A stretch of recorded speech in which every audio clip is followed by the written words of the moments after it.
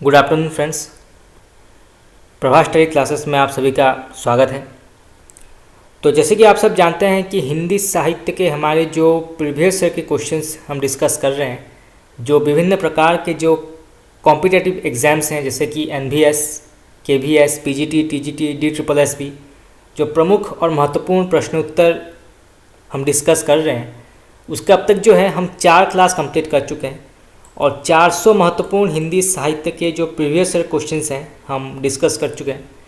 आज 5वां क्लास है और आज भी जो है हम हिंदी साहित्य के 100 महत्वपूर्ण हिंदी साहित्य के प्रश्नोत्तर हम डिस्कस करेंगे। इससे पहले हमने हिंदी साहित्य के 1000 प्रश्नोत्तर सीरीज़ कंप्लीट किया था और उससे भी पहले हमने हिंदी साहित्य के जो प्रमुख काल हैं जैसे कि आदिकाल, भक्तिकाल, रीतिकाल, आधुनिक काल के प्रश्नोत्तर हम कंप्लीट कर चुके हैं और हिंदी भाषा एवं जो प्रमुख काल विभाजन और नामकरण हुए हैं उनके भी प्रश्नोत्तर हम डिस्कस कर चुके हैं। तो ऐसे जो है हमने 6000 से भी अधिक हिंदी साहित्य के जो प्रश्नोत्तर हैं हम कंप्लीट कर चुके हैं, जो बहुत ही महत्वपूर्ण है एग्ज़ाम के पॉइंट ऑफ व्यू और कई बार परीक्षाओं में जो है ये प्रश्न पूछे जाते हैं। तो चलिए आगे बढ़ते हैं, आज का क्लास शुरू करते हैं। पहला सवाल, कनक कनक ते सौगुनी मादकता अधिकाय में कौन सा अलंकार है? कनक कनक ते सौगुनी मादकता अधिकाय में कौन सा अलंकार जो है इसको शामिल किया गया है? तो इसका सही उत्तर होगा ऑप्शन नंबर सी, यमक। ठीक है, रखिएगा। इसमें जो है यमक अलंकार का प्रयोग है।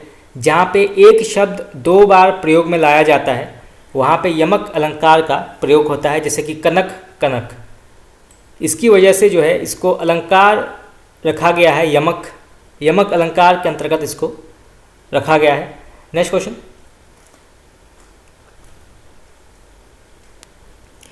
ये प्रश्न आया था आपका PGT टीचर हिंदी पेपर में। विस्मय या आश्चर्य किस रस का स्थायी भाव है? तो विस्मय और आश्चर्य जो है ये किस रस का स्थायी भाव माना गया है? तो इसका सही उत्तर होगा ऑप्शन नंबर सी, अद्भुत। याद रखिएगा, ये जो है अद्भुत रस के अंतर्गत आता है आश्चर्य। चलिए आगे बढ़ते हैं। ये प्रश्न आया था आपका KVS PGT हिंदी पेपर में। तिरंगा शब्द में कौन सा समास है? तिरंगा, तो इसमें जो है द्विगु समास, याद रखिएगा, द्विगु समास का प्रयोग किया गया है तिरंगा में। जहाँ पे संख्या वाले शब्द होते हैं वहाँ पे द्विगु समास होता है। चलिए आगे बढ़ते हैं।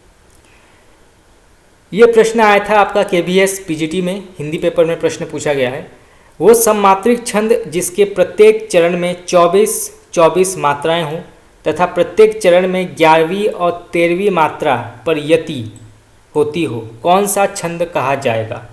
तो वो सममात्रिक छंद जिसके प्रत्येक चरण में 24 मात्राएं हों तथा प्रत्येक चरण में 11वीं और 13वीं मात्रा पर यति होती हो, वो कौन सा छंद कहा जाएगा? बहुत ही महत्वपूर्ण प्रश्न है। ये आपका कई बार परीक्षा में पूछा गया है, कई प्रकार की परीक्षा में पूछा गया है।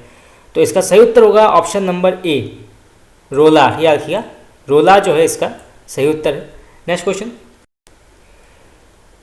ये प्रश्न आया था आपका KVS PGT हिंदी पेपर में। यहाँ पे आपको सही ऑप्शन कौन सा है ये चूज़ करना है। तो इसका सही उत्तर होगा आपका ऑप्शन नंबर ए, पश्चिमी हिंदी खड़ी बोली। तो खड़ी बोली जो है ये पश्चिमी हिंदी के अंतर्गत आती है, ये बिल्कुल सही है। पश्चिमी हिंदी को जो है कौरवी भी कहा जाता है। कई बार ये प्रश्न जो है परीक्षा में पूछा जाता है कि खड़ी बोली का दूसरा नाम क्या है? तो कौरवी जो है इसका एक बहुत ही महत्वपूर्ण दूसरा नाम माना जाता है खड़ी बोली का। बाकी आपका B, C और D जो है ये बिल्कुल गलत है, क्योंकि मारवाड़ी जो है, मारवाड़ी ये बिहारी हिंदी के अंतर्गत नहीं आता है, ये आता है आपका राजस्थानी हिंदी के अंतर्गत। याद रखिएगा, ये जो है राजस्थानी हिंदी के अंतर्गत मानी जाती है।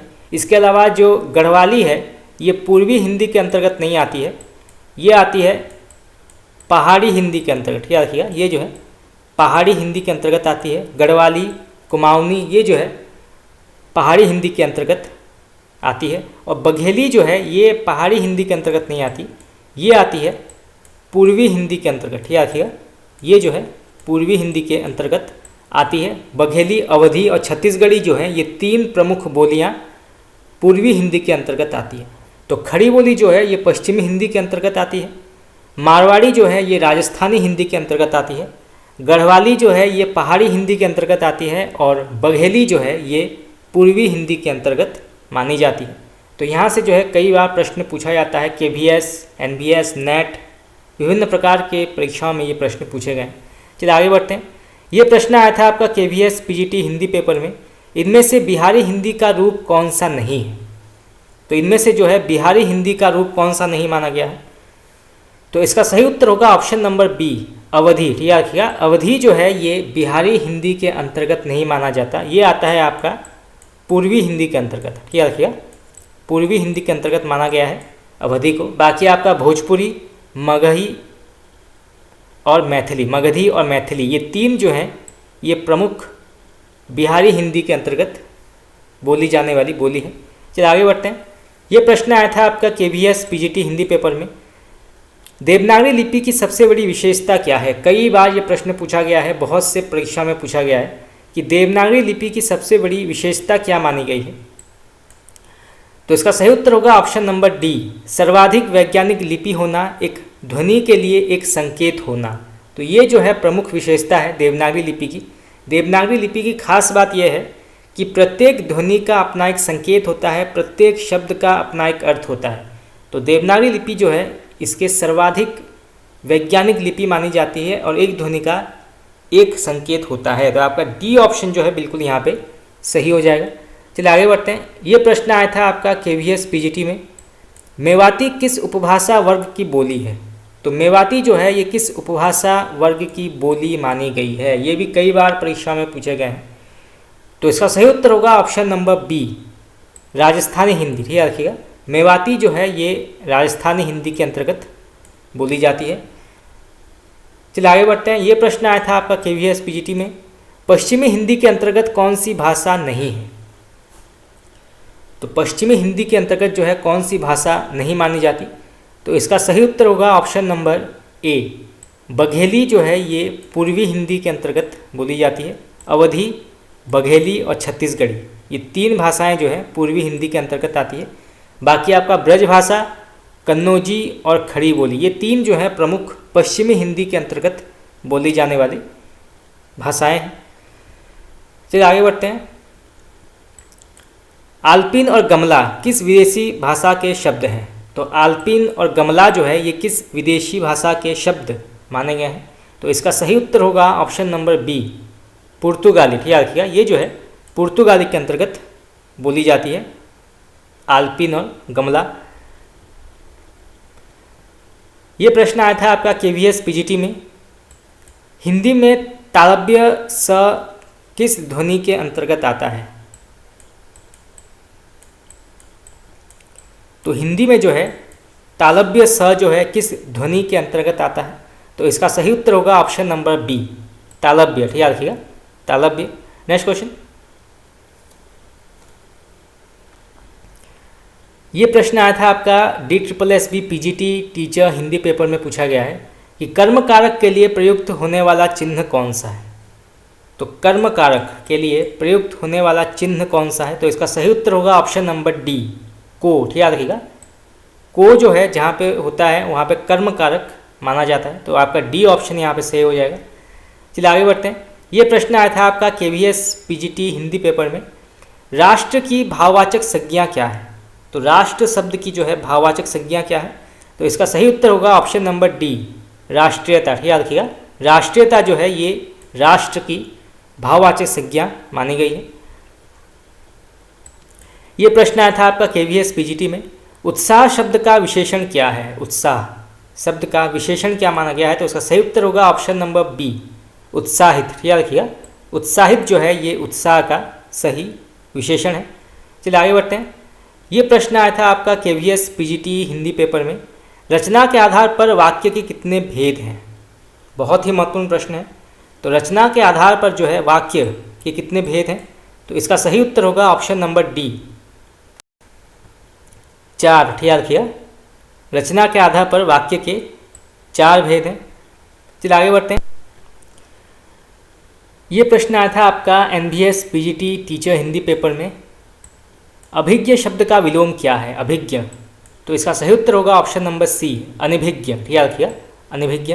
नेक्स्ट क्वेश्चन, अलौकिक का शुद्ध शब्द क्या है? तो अलौकिक का जो है शुद्ध शब्द क्या माना गया है? तो इसका सही उत्तर होगा आपका ऑप्शन नंबर सी, अलौकिक। याद रखिएगा, अलौकिक जो है यहाँ पे आ की मात्रा नहीं है, तो ये जो है सी आपका सही उत्तर होगा। यहाँ पे जो आ लगा है ये गलत है, आ शब्द का प्रयोग नहीं होगा, आ मात्रा का प्रयोग नहीं होगा। अलौकिक जो है ये सही और शुद्ध शब्द उच्चारण है। चलिए आगे बढ़ते हैं। ये प्रश्न आया था आपका DSSB PGT teacher Hindi paper में प्रश्न पूछा गया है कि रघुवंशम किसकी रचना मानी गई है? रघुवंशम, तो इसका सही उत्तर होगा आपका ऑप्शन नंबर सी, कालिदास। याद रखिएगा, कालिदास ने लिखा है रघुवंशम। नेक्स्ट क्वेश्चन, शिशुपाल वध के रचनाकार का नाम क्या है? तो इसका सही उत्तर होगा ऑप्शन नंबर डी, माघ। श्रीहर्ष का ग्रंथ कौन सा माना गया है? तो इसका सही उत्तर होगा ऑप्शन नंबर बी, नेषद काव्य। याद रखिएगा, नेषद काव्य। चलिए आगे बढ़ते हैं। ये प्रश्न आया था आपका KVS PGT हिंदी पेपर में, संस्कृत काव्य में पद लालित्य के लिए किसकी प्रसिद्धि सर्वाधिक है? तो संस्कृत काव्य के लिए जो है पद लालित्य, ये शब्द आप याद रखिएगा, पद लालित्य के लिए किसकी प्रसिद्धि जो है सर्वाधिक मानी गई है? तो इसका सही उत्तर होगा ऑप्शन नंबर डी, दंडी। याद रखिएगा, दंडी जो है इसका सही उत्तर है। चलिए आगे बढ़ते हैं। ये प्रश्न आया था आपका KVS PGT में, आदिकाल के लिए बीजवपन काल नामकरण किसने किया था? तो इसका सही उत्तर होगा आपका ऑप्शन नंबर सी, महावीर प्रसाद द्विवेदी। याद रखिएगा, महावीर प्रसाद द्विवेदी। नेक्स्ट क्वेश्चन, ये प्रश्न आया था आपका KVS PGT हिंदी पेपर में। यहाँ पे आपको सूची 1 को जो है सूची 2 के साथ मिलान करना है। सूची 1 में जो है इतिहासकारों के नाम हैं और सूची 2 में नामकरण हुए हैं जो हिंदी साहित्य में आदिकाल का, उसके बारे में कहा गया है। तो इसका मिलान करते हैं। तो सबसे पहले आते हैं आचार्य रामचंद्र शुक्ल, इन्होंने जो है आदिकाल का नामकरण किया था वीर गाथा काल। याद रखिएगा, वीर गाथा काल इन्होंने नामकरण किया था। उसके बाद आते हैं आचार्य हजारी प्रसाद द्विवेदी, इन्होंने जो है नामकरण किया था आदिकाल। याद रखिएगा, इन्होंने आदिकाल नामकरण किया था प्रारंभिक काल को हिंदी साहित्य के। फिर आते हैं राहुल सांस्कृतायन, इन्होंने जो है सिद्ध सामंत काल कहा था। याद रखिएगा, इन्होंने आदिकाल को जो है सिद्ध सामंत काल कहा था। और मिश्र बंधुओं ने जो है आदिकाल को कहा था प्रारंभिक काल। याद रखिएगा, प्रारंभिक काल। तो इस प्रकार से जो है कई बार प्रश्न पूछे जाते हैं, खास करके आचार्य रामचंद्र शुक्ल, मिश्र बंधु और हजारी प्रसाद द्विवेदी के बारे में कई बार प्रश्न पूछे जाते हैं कि आचार्य रामचंद्र शुक्ल ने जो है आदिकाल को क्या नामकरण किया था? तो वह वीरगाथा काल। या मिश्र बंधुओं ने जो है आदिकाल को क्या नामकरण दिया था? तो प्रारंभिक काल। तो कई बार जो है इससे जुड़े प्रश्न पूछे जाते हैं। चलिए आगे बढ़ते हैं। नेक्स्ट क्वेश्चन, जयमयंग जस चंद्रिका के रचयिता का नाम क्या है? तो जयमयंग जस चंद्रिका के रचयिता का नाम क्या कहा गया है? तो उसका सही उत्तर होगा ऑप्शन नंबर डी, मधुकर कवि। याद रखिएगा, मधुकर कवि। नेक्स्ट क्वेश्चन, ये प्रश्न आया था आपका KVS PGT में, इनमें से कौन सा कवि जो है अभिनव जयदेव की उपाधि से विभूषित है? तो इसका सही उत्तर होगा ऑप्शन नंबर ए, विद्यापति। याद रखिएगा, विद्यापति को जो है अभिनव जयदेव कहा जाता है, मैथिल कोकिल भी कहा जाता है।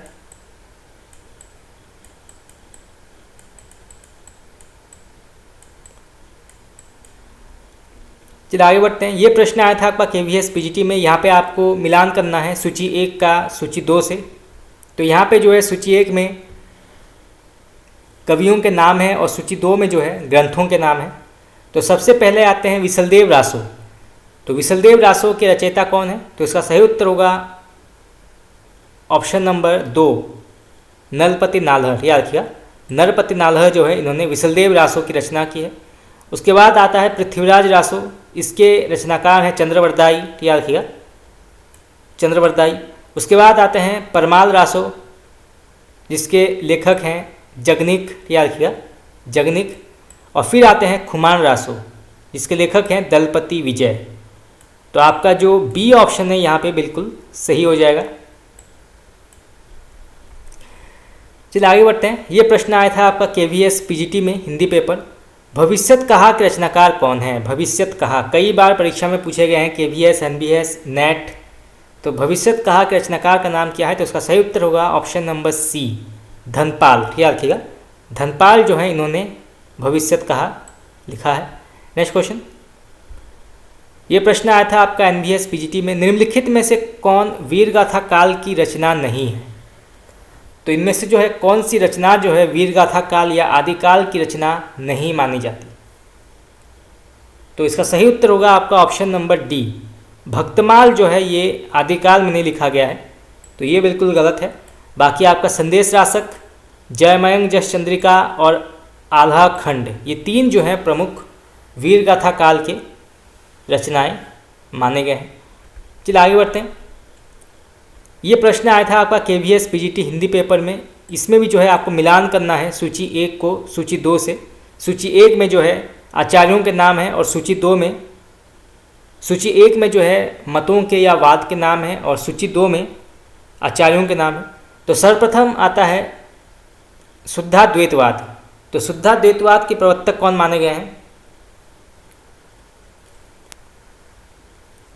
तो इसका सही उत्तर होगा आपका ऑप्शन नंबर 1, वल्लभाचार्य। याद रखिएगा, शुद्धाद्वैतवाद के जो प्रवर्तक हैं वो हैं वल्लभाचार्य। उसके बाद आता है अद्वैतवाद।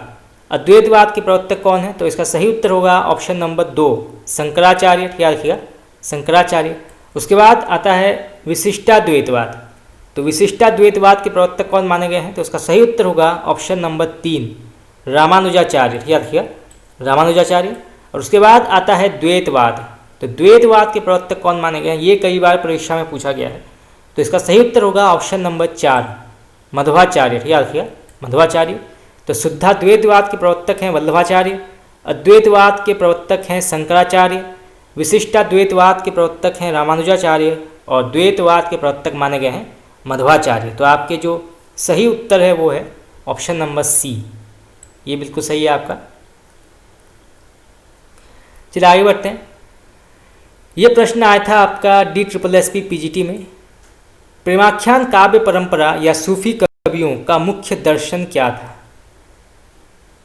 तो प्रेमाख्यान काव्य परंपरा या सूफी कवियों का मुख्य दर्शन क्या माना गया है? तो इसका जो सही उत्तर है वो होगा आपका ऑप्शन नंबर ए, तसव्वुफ। याद रखिएगा, तसव्वुफ जो है ये सूफी कवियों का मुख्य दर्शन माना गया है। नेक्स्ट क्वेश्चन, ये प्रश्न आया था आपका KVS PGT हिंदी पेपर में, संतन को कहा सिकरी सो काम, ये अभिकथन जो है किसने कहा है? संतन को कहा सिकरी सो काम, बहुत ही प्रसिद्ध पंक्ति है, कई बार परीक्षा में पूछा गया है। ये जो वन लाइनर पंक्तियाँ होती हैं ये कई बार परीक्षा में पूछे जाते हैं। तो इसका जो सही उत्तर होगा आपका ऑप्शन नंबर सी, कुंभन दास। याद रखिएगा, कुंभन दास ने कहा है संतन को कहा सिकरी सो काम। चलिए आगे बढ़ते हैं। ये प्रश्न आया था आपका PGT टीचर हिंदी पेपर में, गोस्वामी तुलसीदास ने रामचरितमानस की रचना किस संवत में की थी? बहुत ही महत्वपूर्ण प्रश्न है। तो गोस्वामी तुलसीदास ने जो है रामचरितमानस की रचना किस संवत में की थी? तो इसका जो सही उत्तर है वो होगा आपका ऑप्शन नंबर ए, संवत 1631। याद रखिएगा, 1631 में उन्होंने रामचरितमानस की रचना की थी। चलिए आगे बढ़ते हैं। ये प्रश्न आया था आपका KVS PGT में, ये कई बार हम पढ़ चुके हैं। तो सैयद इब्राहिम का कवि नाम क्या है? तो इसका सही उत्तर होगा आपका ऑप्शन नंबर सी, रसखान। याद रखिएगा, तो यहाँ से जो है प्रश्न कई बार ये पूछा जाता है कि रसखान का वास्तविक नाम क्या है? तो सही उत्तर होगा आपका सैयद इब्राहिम। याद रखिएगा, सैयद इब्राहिम जो है वो वास्तविक नाम है रसखान का। चलिए आगे बढ़ते हैं। ये प्रश्न आया था आपका NVS PGT teacher Hindi paper में, रामचरितमानस में कुल कितने कांड हैं? तो रामचरितमानस में जो है कुल कितने कांड माने गए हैं? तो इसका सही उत्तर होगा आपका ऑप्शन नंबर सी, टोटल जो है 7 कांड। याद रखिएगा, टोटल 7 कांड हैं और उनके नाम क्या हैं ये भी जानना आवश्यक है। तो सर्वप्रथम जो आता है वो है बालकांड, अयोध्या कांड, अरण्य कांड, किष्किंधा कांड, सुंदरकांड, लंका कांड और उत्तरकांड। तो ये जो है प्रमुख 7 रामचरित के मानस के कांड हैं। बालकांड, अयोध्या कांड, अरण्य कांड, किष्किंधा कांड, सुंदरकांड, लंका कांड और उत्तरकांड। तो ये जो है प्रसिद्ध रामचरितमानस के कांड हैं, कई बार परीक्षा में पूछा जाता है। चलिए आगे बढ़ते हैं। ये प्रश्न आया था आपका DSSB PGT teacher Hindi paper में। अष्टछाप के प्रमुख कवि नंददास किसके शिष्य थे? तो अष्टछाप के जो प्रमुख कवि थे नंददास, ये किसके शिष्य माने गए हैं? तो इसका सही उत्तर होगा ऑप्शन नंबर बी, विट्ठलनाथ। याद किया, ये विट्ठलनाथ के शिष्य थे नंददास। ये प्रश्न आया था आपका KVS PGT में। अब लो नसानी अब ना नसे हूँ, ये पद के रचयिता कौन है? कई बार ये प्रश्न पूछा गया है, ये पंक्ति कई बार पूछी गई है। तो अब लो नसानी अब ना नसे हूँ, तो ये कहा है गोस्वामी तुलसीदास ने। याद रखिएगा, तुलसीदास की ये प्रसिद्ध पद मानी गई है। चलिए आगे बढ़ते हैं। ये प्रश्न आया था आपका PGT टीचर हिंदी पेपर में। केशव कही ना जाई का कहिए, ये पंक्ति किस रचनाकार की मानी गई है? केशव कही ना जाई का कहिए, ये भी कई बार PGT TGT नेट में पूछा गया है। तो इसका सही उत्तर होगा आपका ऑप्शन नंबर डी, तुलसीदास। याद रखिए, तुलसीदास की प्रसिद्ध पंक्ति है। चलिए आगे बढ़ते हैं। ये प्रश्न आया था आपका KVS PGT में। निम्नलिखित में से संत काव्य परंपरा के अंतर्गत ना आने वाले कवि का नाम क्या है? तो इनमें से जो है कौन संत काव्य परंपरा के अंतर्गत ना आने वाले कवि माने गए हैं? तो इसका सही उत्तर होगा आपका ऑप्शन नंबर डी, नंददास। याद किया, नंददास जो हैं ये संत काव्य परंपरा के अंतर्गत नहीं आते हैं। बाकी कबीरदास, दादू दयाल और गुरु नानक, ये जो हैं प्रमुख संत काव्य परंपरा के कवि माने गए हैं। चलिए आगे बढ़ते हैं। ये प्रश्न आया था आपका KVS PGT में। कृष्ण काव्य धारा के प्रवर्तक कौन हैं? बहुत ही महत्वपूर्ण प्रश्न है। तो कृष्ण काव्य धारा के प्रवर्तक कौन माने गए हैं? तो इसका सही उत्तर होगा आपका ऑप्शन नंबर ए, सूरदास। याद रखिएगा, सूरदास। Next question. ये प्रश्न आया था आपका KVS PGT में। निम्नलिखित में से कौन सा कथन असत्य है? तो इनमें से वो कौन सा कथन जो है वो असत्य माना गया है? तो इसका सही उत्तर होगा आपका ऑप्शन नंबर डी, केशव रीतिमुक्त धारा के कवि हैं, ये बिल्कुल गलत है। बाकी आपका रीतिबद्ध धारा के कवियों ने लक्षण ग्रंथों की रचना की, ये बिल्कुल सही है। रीतिबद्ध धारा के कवियों को आचार्य कवि कहा जाता है, ये बिल्कुल सही है। और बिहारी रीति सिद्ध धारा के प्रतिनिधि कवि हैं, ये भी बिल्कुल सही है। परंतु केशव दास जो हैं ये रीतिमुक्त धारा के कवि नहीं माने जाते। तो आपका सही उत्तर होगा यहाँ पे ऑप्शन नंबर डी। चलिए आगे बढ़ते हैं। ये प्रश्न आया था आपका NVS PGT में। आचार्य रामचंद्र शुक्ल ने ऋतिकाल का प्रवर्तक आचार्य किसे माना है? बहुत ही महत्वपूर्ण प्रश्न है, कई बार पूछा गया है परीक्षा में। तो आचार्य रामचंद्र शुक्ल ने जो है ऋतिकाल का प्रवर्तक आचार्य किसे माना है? तो इसका जो सही उत्तर है वो होगा आपका ऑप्शन नंबर सी, चिंतामणि को। याद किया, इन्होंने जो है चिंतामणि को ऋतिकाल का प्रवर्तक माना है, ना कि केशव दास को। आचार्य रामचंद्र शुक्ल ने केशव दास को जो है ऋतिकाल का प्रवर्तक नहीं माना है, क्योंकि कई विद्वानों ने, कई आलोचकों ने जो है ये माना है कि केशव दास से ही ऋतिकाल का आरंभ हुआ था। परंतु आचार्य रामचंद्र शुक्ल का ये मानना था कि केशव दास से नहीं बल्कि चिंतामणि से ऋतिकाल का प्रवर्तन आरंभ हुआ। तो आपका सही ऑप्शन होगा यहाँ पे ऑप्शन नंबर सी। चलिए आगे बढ़ते हैं। ये प्रश्न आया था आपका KVS PGT में। ऋतिकाल की विशेषताओं के संदर्भ में निम्नलिखित में से एक विशेषता गलत है, उस विशेषता का चयन कीजिए। यानी कि इनमें से कोई एक जो है ऑप्शन गलत है। तो इसका जो सही उत्तर है वो होगा आपका ऑप्शन नंबर सी, ऋतिकाल में प्रकृति का आलंबन रूप में वर्णन हुआ है, ये बिल्कुल गलत है। बाकी आपका ऋतिकाल में अलंकरण की प्रधानता है, ये बिल्कुल सही है। इसीलिए जो है ऋतिकाल को जो है अलंकृत काल भी कहा जाता है। अलंकृत काल, इसको जो है श्रृंगार काल भी कहा जाता है ऋतिकाल को, ये भी कई बार पूछा गया है। किस काल को जो है श्रृंगार काल कहा गया है, और इसको जो है कला काल भी कहा गया है। फिर ऋतिकाल का प्रमुख भाषा ब्रज भाषा है, ये भी बिल्कुल सही है। और ऋतिकाल में लक्षण ग्रंथों की प्रमुखता है, ये भी बिल्कुल सही है। तो आपका सी ऑप्शन जो है यहाँ पे गलत हो जाएगा। चलिए आगे बढ़ते हैं। ये प्रश्न आया था आपका KVS PGT में। आचार्य भिखारीदास कृत प्रमुख काव्य शास्त्रीय ग्रंथ कौन से हैं?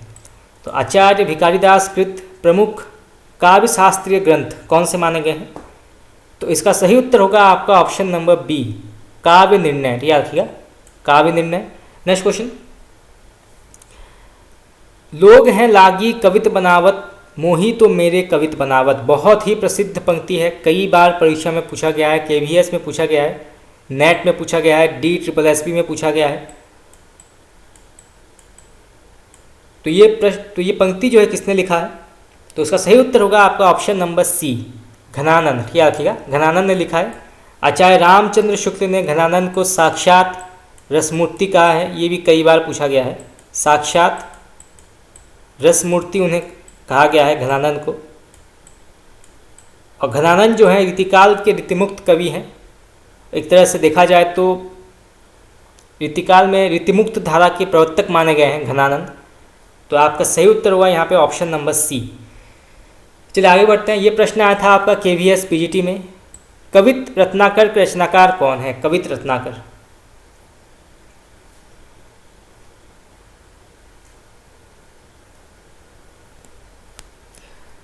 तो इसका सही उत्तर होगा आपका ऑप्शन नंबर बी, सेनापति। ठीक याद रखिएगा, कवित रत्नाकर के रचनाकार हैं सेनापति। चलिए आगे बढ़ते हैं। ये प्रश्न आया था आपका केवीएस पीजीटी में, शिवा वावनी के रचनाकार कौन है? शिवा वावनी। तो इसका सही उत्तर होगा ऑप्शन नंबर बी, भूषण। इन्होंने शिवा वावनी, शिवराज भूषण और छत्रसाल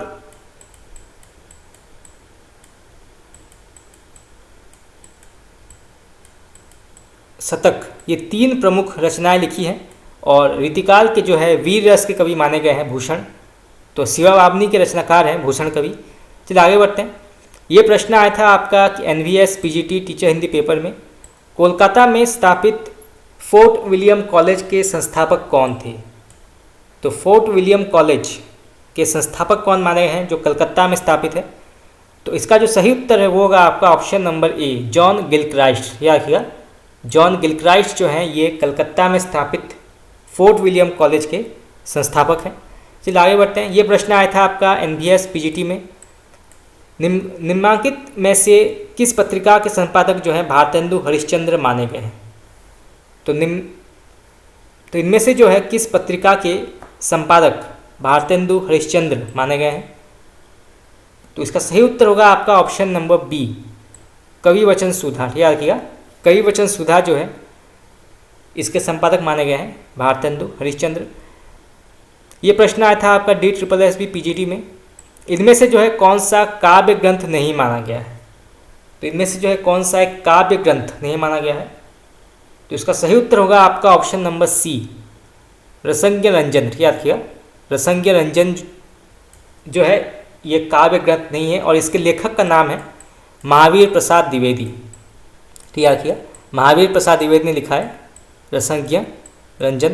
नेक्स्ट क्वेश्चन, ये प्रश्न आया था आपका केवीएस पीजीटी में, अयोध्या सिंह उपाध्याय हरिओद द्वारा लिखित काव्य ग्रंथ कौन सा माना गया है?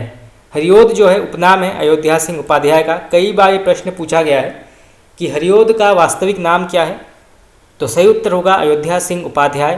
तो इनके द्वारा लिखित काव्य ग्रंथ कौन सा नहीं माना गया है? तो इसका सही उत्तर होगा आपका ऑप्शन नंबर सी, चोखे चौपदे। याद रखिएगा, चोखे चौपदे। चलिए आगे बढ़ते हैं। ये प्रश्न आया था आपका केवीएस पीजीटी में, निम्नलिखित में से कौन सी रचना महाकाव्य नहीं मानी जाती? तो कौन सी जो है महाकाव्य नहीं है? तो इसका सही उत्तर होगा आपका ऑप्शन नंबर डी, पल्लव जो है ये महाकाव्य के अंतर्गत नहीं आता है। बाकी कामायनी जो है इसको छायावाद का महाकाव्य माना जाता है। उसके बाद प्रिय प्रवास जो है इसके लेखक का नाम है हरिओद। याद रखिएगा, अयोध्या सिंह उपाध्याय हरिओद ने लिखा है प्रिय प्रवास। और प्रिय प्रवास जो है ये खड़ी बोली में लिखा गया प्रथम महाकाव्य भी कहा जाता है। बहुत ही महत्वपूर्ण प्रश्न जो है यहाँ से पूछे जाते हैं कि कौन सी रचना या कौन सा महाकाव्य जो है वो सर्वप्रथम खड़ी बोली में लिखा गया था? तो वो है प्रिय प्रवास। याद रखिएगा, प्रिय प्रवास। और उसके बाद आता है साकेत, इसके लेखक हैं मैथिली शरण गुप्त। याद रखिएगा, मैथिली शरण गुप्त। कामायनी के लेखक हैं जयशंकर प्रसाद। तो इस प्रकार से जो है कई बार प्रश्न पूछे जाते हैं। चलिए आगे बढ़ते हैं। ये प्रश्न आया था आपका DSSB PGT में, जूही की कली कविता को किस संपादक ने अपने पत्र में बिना प्रकाशित किए वापस कर दिया था? बहुत ही महत्वपूर्ण प्रश्न है। तो जूही की कली कविता जो है, जो लिखा है सूर्यकांत त्रिपाठी निराला ने, कविता को जो है किस संपादक ने अपने पत्र में बिना प्रकाशित किए वापस कर दिया था? तो इसका सही उत्तर होगा ऑप्शन नंबर सी, महावीर प्रसाद द्विवेदी ने। ठीक है, किया महावीर प्रसाद द्विवेदी ने जो है जूही की कली को वापस भेज दिया था। चलिए आगे बढ़ते हैं। ये प्रश्न आया था आपका KVS PGT में, नारी तुम केवल श्रद्धा हो, विश्वास रजत नग पल तल में, किस रचनाकार की पंक्ति है? तो इसका सही उत्तर होगा आपका ऑप्शन नंबर ए, जयशंकर प्रसाद। याद किया, जयशंकर प्रसाद इस लेखक है। ये जो है कामायनी से लिया गया है। ठीक याद किया, कामायनी से लिया गया है। नेक्स्ट क्वेश्चन, ये प्रश्न आया था आपका DSSB PGT में, निम्नलिखित में से कौन सा कथन जो है वो असत्य माना गया है? तो इनमें से जो है कौन सा कथन जो है असत्य माना गया है? तो इसका सही उत्तर होगा option number D, Pant Bharatendu युग के कवि हैं। ये बिल्कुल गलत है। पंत जो हैं ये छायावादी युग के कवि माने गए हैं। ठीक याद किया, सुमित्रानंदन पंत जो हैं ये छायावादी युग के कवि माने गए हैं, ना कि भारतेंदु युग के। बाकी आपका पंत को प्रकृति का सुकुमार कवि कहा जाता है, ये बिल्कुल सही है। पल्लव पंत की रचना है, ये बिल्कुल सही है। और लोकायतन महाकाव्य की श्रेणी में आता है, ये भी बिल्कुल सही है। परंतु ऑप्शन नंबर डी जो है यहाँ पे गलत हो जाएगा। चलिए आगे बढ़ते हैं। ये प्रश्न आया था आपका PGT टीचर हिंदी पेपर में, कामायनी को छायावाद का उपनिषद किसने कहा है? कामायनी को जो है छायावाद का उपनिषद किसने कहा है? तो इसका जो सही उत्तर है होगा आपका ऑप्शन नंबर डी, शांतिप्रिय द्विवेदी। याद रखिएगा, शांतिप्रिय द्विवेदी ने जो है कामायनी को छायावाद का उपनिषद माना है। नेक्स्ट क्वेश्चन, ये प्रश्न आया था आपका NVS PGT teacher Hindi paper में, छायावाद शब्द का सर्वप्रथम प्रयोग किस आलोचक ने किया है? बहुत ही महत्वपूर्ण प्रश्न है। तो छायावाद शब्द का जो है सर्वप्रथम प्रयोग किस आलोचक ने किया था? तो इसका सही उत्तर होगा ऑप्शन नंबर ए, मुकुटधर पांडेय। याद किया, मुकुटधर पांडेय ने जो है छायावाद शब्द का सर्वप्रथम प्रयोग किया था। चलिए आगे बढ़ते हैं। ये प्रश्न आया था आपका PGT टीचर हिंदी पेपर में, गीतिका के रचनाकार का नाम क्या है? गीतिका, यह आपका प्रश्न नेट में आया है, DSSB में आया है, PGT में आया है। तो गीतिका जो है ये किस रचनाकार का नाम, तो गीतिका जो है किस रचनाकार ने लिखा है? तो इसका सही उत्तर होगा आपका option number C, Suryakant Tripathi Nirala. याद रखिएगा, निराला जी ने लिखा है गीतिका। ये प्रश्न आया था आपका KVS PGT में, फूल नहीं रंग बोलते हैं कि रचनाकार कौन है? फूल नहीं रंग बोलते हैं कि रचनाकार कौन माने गए हैं? तो इसका सही उत्तर है आपका option number A, Kedarnath Agrawal. याद रखिएगा, केदारनाथ अग्रवाल ने लिखा है फूल नहीं रंग बोलते हैं। नेक्स्ट क्वेश्चन, ये प्रश्न आया था आपका NVS PGT teacher Hindi paper में, निराला की कविता राम की शक्ति पूजा पर किस रचना का सर्वाधिक प्रभाव रहा है? बहुत ही महत्वपूर्ण प्रश्न है, कई बार परीक्षा में पूछे गए हैं। तो निराला की कविता जो है राम की शक्ति पूजा पर किस रचना का जो है सर्वाधिक प्रभाव रहा है? तो इसका सही उत्तर होगा आपका option number A, Krittivas Ramayan. याद किया, कृत्तिवास रामायण का सर्वाधिक प्रभाव रहा है राम की शक्ति पूजा का। चलिए आगे बढ़ते हैं। नेक्स्ट क्वेश्चन, ये प्रश्न आया था आपका DSSB PGT में, टीचर हिंदी पेपर में प्रश्न पूछा गया है, निशा निमंत्रण के रचनाकार कौन है? निशा निमंत्रण। तो इसका सही उत्तर है आपका option number B, Harivansh Rai Bachchan. याद रखिएगा, हरिवंश राय बच्चन ने लिखा है निशा निमंत्रण। इसके अलावा मधुशाला,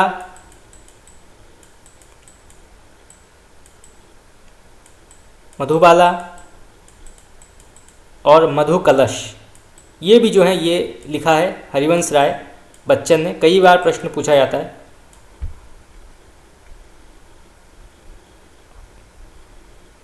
चलिए आगे बढ़ते हैं। नेक्स्ट क्वेश्चन, ये प्रश्न आया था आपका PGT टीचर हिंदी पेपर में, मुक्त छंद के प्रणेता कौन माने गए हैं? मुक्त छंद के प्रणेता कौन माने गए हैं? तो इसका सही उत्तर होगा आपका ऑप्शन नंबर ए, निराला। याद रखिएगा, निराला जो है ये मुक्त छंद के प्रणेता माने गए हैं। नेक्स्ट क्वेश्चन, ये प्रश्न आया था आपका DSSB में, प्रगतिशील लेखक संघ के प्रथम अधिवेशन की अध्यक्षता किसने की थी?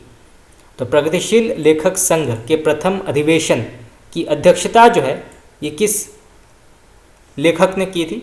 तो इसका सही उत्तर होगा आपका ऑप्शन नंबर ए, मुंशी प्रेमचंद ने की थी। याद किया, मुंशी प्रेमचंद ने जो है प्रगतिशील लेखक संघ की अध्यक्षता प्रथम बार की थी। चलिए आगे बढ़ते हैं। ये प्रश्न आया था आपका पीजीटी टीचर हिंदी पेपर में। निम्नलिखित में से कौन सा कवि जो है दूसरा सप्तक में सम्मिलित नहीं है या शामिल नहीं है? तो इसका सही उत्तर होगा आपका ऑप्शन नंबर डी, मुक्तिबोध। क्या किया, मुक्तिबोध जो है ये दूसरे सप्तक में नहीं है, ये आपके तार सप्तक में आते हैं। याद किया, मुक्तिबोध जो है ये तार सप्तक में आते हैं, ये दूसरे सप्तक में नहीं आते हैं। तो भवानी प्रसाद मिश्र, माथुर जी और शमशेर बहादुर सिंह, ये तीन जो हैं प्रमुख लेखक, ये दूसरे सप्तक में आते हैं। तो आपका ए, बी और सी जो है बिल्कुल सही है, डी गलत है। चलिए आगे बढ़ते हैं। ये प्रश्न आया था आपका पीजीटी टीचर हिंदी पेपर में। तार सप्तक का प्रकाशन वर्ष क्या माना गया है? तार सप्तक का जो है प्रकाशन वर्ष क्या माना गया है? तो इसका सही उत्तर होगा आपका ऑप्शन नंबर बी, 1943। याद किया, 1943 जो है ये प्रकाशन वर्ष माना गया है तार सप्तक का। ये प्रश्न आया था आपका एनवीएस पीजीटी में। चौथा सप्तक के में संकलित कवयित्री का नाम क्या है? तो चौथे सप्तक में जो है संकलित कवयित्री का नाम क्या माना गया है? तो इसका सही उत्तर होगा आपका ऑप्शन नंबर बी, सुमन राजे। याद किया, सुमन राजे जो हैं ये चौथे सप्तक में शामिल हैं। चलिए आगे बढ़ते हैं। ये प्रश्न आया था आपका DSSB पीजीटी में। अज्ञेय की रचना कौन सी मानी गई है इनमें से? अज्ञेय की रचना कौन है? तो इसका सही उत्तर है आपका ऑप्शन नंबर बी, हरी घास पर क्षण भर। याद किया, हरी घास पर क्षण भर जो है ये अज्ञेय की रचना मानी गई है। तो आपका बी ऑप्शन यहाँ पे सही है। ये प्रश्न आया था आपका पीजीटी टीचर हिंदी पेपर में। संसद से सड़क तक, संसद से सड़क तक के रचनाकार कौन माने गए? तो इसका सही उत्तर होगा आपका ऑप्शन नंबर बी, धूमिल। याद किया, धूमिल जो है ये संसद से सड़क तक के रचनाकार हैं।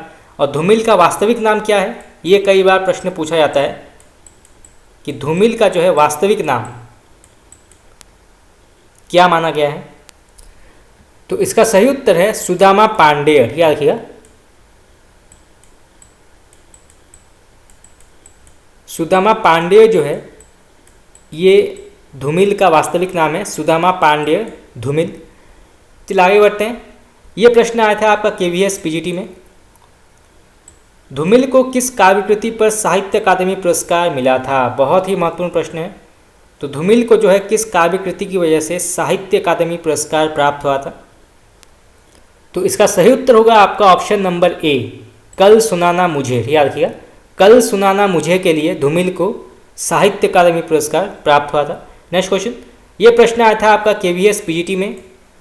हिंदी का प्रथम पत्र उदंत मार्तंड किस प्रकार की पत्रिका मानी गई है या प्रकाशित होता था? किस प्रकार की पत्रिका या पत्र माना गया है? तो इसका सही उत्तर होगा आपका ऑप्शन नंबर बी। याद किया, उदंत मार्तंड जो है ये एक साप्ताहिक पत्र माना गया है। याद किया, साप्ताहिक पत्र। Next question. ये प्रश्न आया था आपका केवीएस पीजीटी में।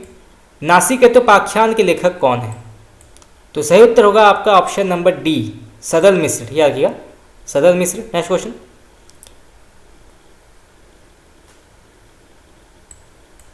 ये प्रश्न आया था आपका केवीएस पीजीटी में। निम्नलिखित में से किस उपन्यास का कथानक जो है वो भारत पाकिस्तान विभाजन पर आधारित नहीं है? तो इसका सही उत्तर होगा आपका ऑप्शन नंबर डी, कर्मभूमि। याद किया, कर्मभूमि जो है ये इसका कथानक जो है ये भारत पाकिस्तान विभाजन पर आधारित नहीं है। बाकी आपका झूठा सच ये आधारित है, तमस ये आधारित है और आधा गांव, ये तीन जो है प्रमुख इस कथानक पर आधारित है। तो इन तीनों के नाम आप नोट कर लीजिए। कई बार प्रश्न पूछा जाता है कि झूठा सच का कथानक क्या है, या तमस का कथानक क्या है, या आधा गांव का कथानक क्या है। तो ये जानना आवश्यक है। चलिए आगे बढ़ते हैं। ये प्रश्न आया था आपका केवीएस पीजीटी में। आचार्य रामचंद्र शुक्ल के द्वारा रचित 11 वर्ष का समय किस विधा की रचना मानी गई है? तो 11 वर्ष का समय जो है ये किस विधा के अंतर्गत आती है या किस साहित्य रूप के अंतर्गत इसे रखा जाता है? आचार्य रामचंद्र शुक्ल द्वारा लिखित। तो इसका सही उत्तर होगा आपका ऑप्शन नंबर ए, कहानी। ठीक है, रखिएगा, ये जो है कहानी विधा के अंतर्गत आती है। नेक्स्ट क्वेश्चन, ये प्रश्न आया था आपका केवीएस पीजीटी हिंदी पेपर में। किशोरीलाल गोस्वामी कृत इंदुमती नामक कहानी सर्वप्रथम कब और कहाँ प्रकाशित हुई थी? तो इंदुमती जो है ये कब और कहाँ प्रकाशित हुई थी? तो इसका सही उत्तर होगा आपका ऑप्शन नंबर ए, सन 1900 ईस्वी में सरस्वती पत्रिका में। याद रखिएगा, सन 1900 ईस्वी में सरस्वती पत्रिका में जो है इंदुमती प्रकाशित हुई थी। चलिए आगे बढ़ते हैं। ये प्रश्न आया था आपका केवीएस पीजीटी में। इनमें से कौन सी कृति जो है लेखक नामवर सिंह की है? तो इनमें से कौन सी कृति जो है नामवर सिंह ने लिखा है? तो इसका सही उत्तर होगा आपका ऑप्शन नंबर बी, दूसरी परंपरा की खोज। ठीक है, रखिएगा, दूसरी परंपरा की खोज जो है ये नामवर सिंह ने लिखा है। चलिए आगे बढ़ते हैं। ये प्रश्न आया था आपका केवीएस पीजीटी हिंदी पेपर में। वयम रक्षाम जो है किस प्रकार का इसका साहित्यिक रूप है या किस विधा के अंतर्गत आती है ये वयम रक्षाम? तो इसका सही उत्तर होगा आपका ऑप्शन नंबर डी, उपन्यास। ठीक है, रखिएगा, उपन्यास। नेक्स्ट क्वेश्चन, ये प्रश्न आया था आपका केवीएस पीजीटी हिंदी पेपर में। मुझे चांद चाहिए उपन्यास के लेखक कौन है? मुझे चांद चाहिए, तो इसका सही उत्तर होगा आपका option number B, Surendra Verma. याद रखिएगा, सुरेंद्र वर्मा जो हैं ये इसके लेखक माने गए हैं। यहाँ से ये भी प्रश्न पूछा जा सकता है कि मुझे चांद चाहिए जो है ये किस साहित्य रूप या विधा के अंतर्गत आती है? तो ये जो है उपन्यास। याद रखिएगा, उपन्यास के अंतर्गत आती है मुझे चांद चाहिए। चलिए आगे बढ़ते हैं। ये प्रश्न आया था आपका केवीएस पीजीटी में। टोली शुक्ला के लेखक कौन है? टोली शुक्ला, तो इसका सही उत्तर होगा आपका option number B, Rahi Masoom रजा। याद रखिएगा, राही मासूम रजा ने लिखा है टोली शुक्ला। नेक्स्ट क्वेश्चन, ये आया था आपका केवीएस पीजीटी में। अरुण ये मधुमेह देश हमारा गीत प्रसाद जी के किस कृति की मानी गई है? अरुण ये मधुमेह देश हमारा, ये जो है किस कृति के अंतर्गत आती है? प्रसाद जी की। तो इसका सही उत्तर होगा आपका ऑप्शन नंबर डी, चंद्रगुप्त। क्या रखिएगा, ये जो है चंद्रगुप्त के अंतर्गत आती है अरुण ये मधुमेह देश हमारा। नेक्स्ट क्वेश्चन, ये प्रश्न आया था आपका केवीएस पीजीटी में, बहुत ही प्रसिद्ध प्रश्न है। कबीर बाणी के डिक्टेटर थे, ये जो कथन है ये किस आलोचक ने कहा है? कबीर बाणी के डिक्टेटर थे, तो इसका सही उत्तर होगा आपका ऑप्शन नंबर सी, आचार्य हजारी प्रसाद द्विवेदी ने ये प्रसिद्ध कथन कहा है कबीरदास के बारे में। कई बार परीक्षा में पूछे गए हैं, बहुत ही महत्वपूर्ण प्रश्न है।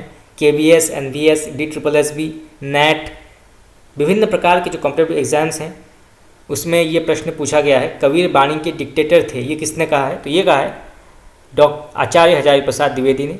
नेक्स्ट क्वेश्चन, ये प्रश्न आया था आपका एनवीएस पीजीटी में। सूरदास किस उपन्यास का पात्र माना गया है? सूरदास नामक एक पात्र है, बहुत ही प्रसिद्ध पात्र है मुंशी प्रेमचंद जी के उपन्यास का, तो वो कौन सा उपन्यास है? तो इसका सही उत्तर होगा आपका ऑप्शन नंबर ए, रंगभूमि। याद रखिएगा, ये जो है रंगभूमि का प्रसिद्ध पात्र है। मैं आपको पहले बता चुका हूँ कि मुंशी प्रेमचंद जी और जयशंकर प्रसाद ये दोनों ऐसे कवि हैं, दोनों ऐसे लेखक हैं जिनके ज़्यादातर रचनाएं जो हैं बहुत प्रसिद्ध हुए थे। खास करके उनके पात्रों के नाम बहुत प्रसिद्ध हुए थे, जैसे कि सूरदास, जालपा, रमानाथ, होरी, गोबर, धनिया। तो ये जो सभी पात्रों के नाम हैं कई बार परीक्षा में पूछे जाते हैं। और जयशंकर प्रसाद के जो प्रसिद्ध उपन्यास हैं, नाटक हैं, जैसे कि चंद्रगुप्त, स्कंदगुप्त, और उनसे जुड़े जो प्रसिद्ध पात्र हैं उनके नाम भी कई बार प्रश्न पूछे जाते हैं।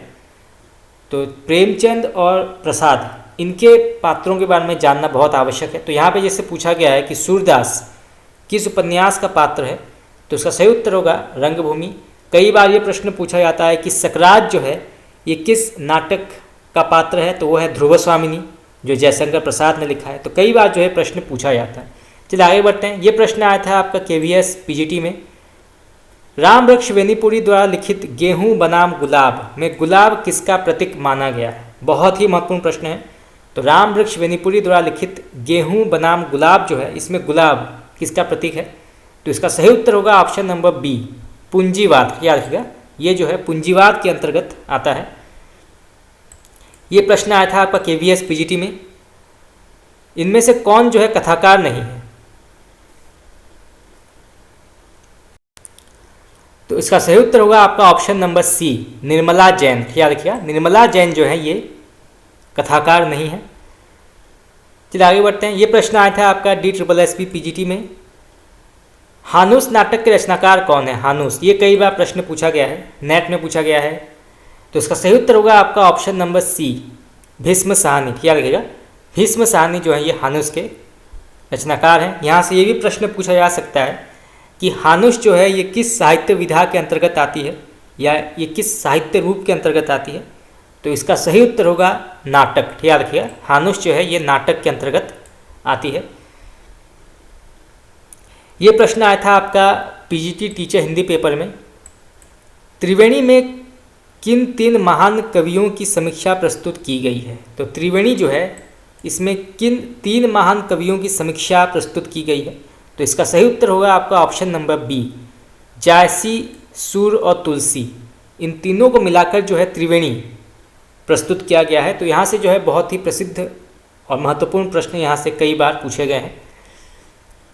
चलिए आगे बढ़ते हैं। ये प्रश्न आया था आपका केवीएस पीजीटी हिंदी पेपर में। राजा निर्बंसिया कहानी के लेखक कौन है? राजा निर्बंसिया। तो इसका सही उत्तर होगा आपका ऑप्शन नंबर बी, कमलेश्वर। याद रखिएगा, कमलेश्वर जो है राजा निर्बंसिया के लेखक हैं। चलिए आगे बढ़ते हैं। ये प्रश्न आया था आपका केवीएस पीजीटी में।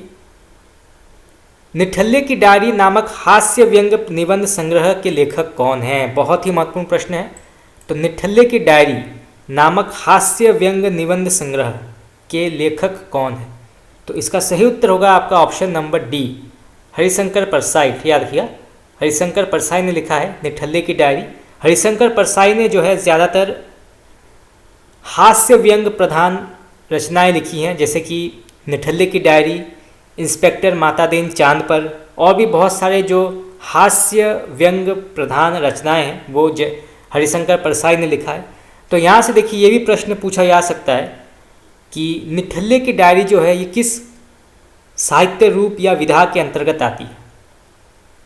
तो इसका सही उत्तर होगा आपका हास्य व्यंग निबंध संग्रह। याद रखिएगा, निठल्ले की डायरी जो है ये हास्य व्यंग निबंध संग्रह के अंतर्गत आती है। उसके लेखक का नाम है हरिशंकर परसाई, जो ज़्यादा जो है हास्य व्यंग प्रधान रचनाएं लिखते हैं। तो फ्रेंड्स आज के लिए इतना ही। आज हमने कुछ और 100 महत्वपूर्ण हिंदी साहित्य के जो प्रीवियस के क्वेश्चंस हैं उन्हें डिस्कस किए, और कई बार ये प्रश्न जो है परीक्षा में पूछे जाते हैं। तो अभी और भी बहुत सारे प्रश्न उत्तर सॉल्व करना बाकी है। तो आज के लिए इतना ही। आप लोगों को कैसा लगा क्लास आप मुझे बता सकते हैं कमेंट करके। आपका बहुत बहुत धन्यवाद।